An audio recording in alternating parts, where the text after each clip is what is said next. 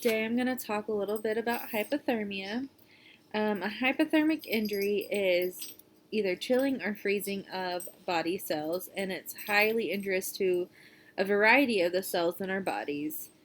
Accidental hypothermia is an unintentional drop in the core body temp to below 95 degrees Fahrenheit. At this temperature, most compensatory mechanisms begin to fail, and our body quits responding and trying to rewarm the body. The primary hypothermia is a physiologic result of a previous healthy person to just changes with cold. So, like any strong person jumps into cold water and then they're exposed to the cold. Secondary, the mortality rate is a lot higher because this is normally a consequence of a serious systemic disease.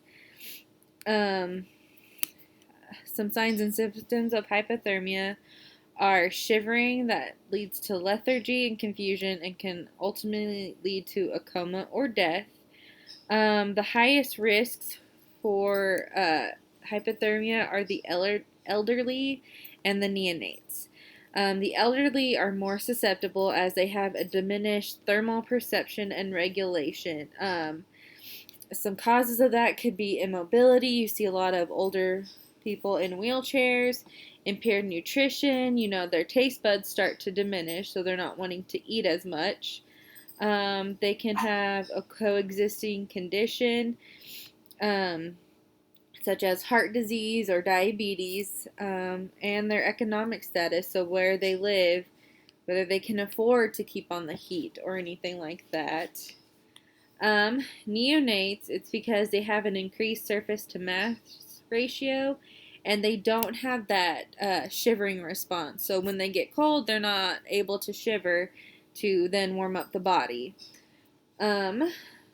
Just normal risks, or for a normal person, they are at increased risk if they have occupations that expose them to cold temperatures or water, such as military or sailors, or if they have hobbies such as rock climbing or skiing.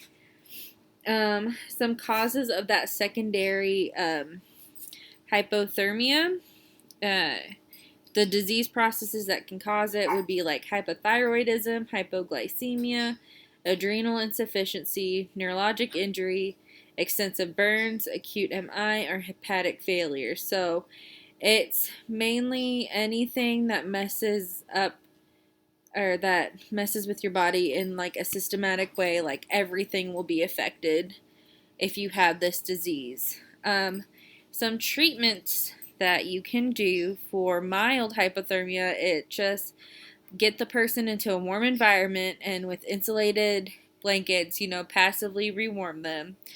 And then for severe, you have to actively rewarm the body's surface and the core.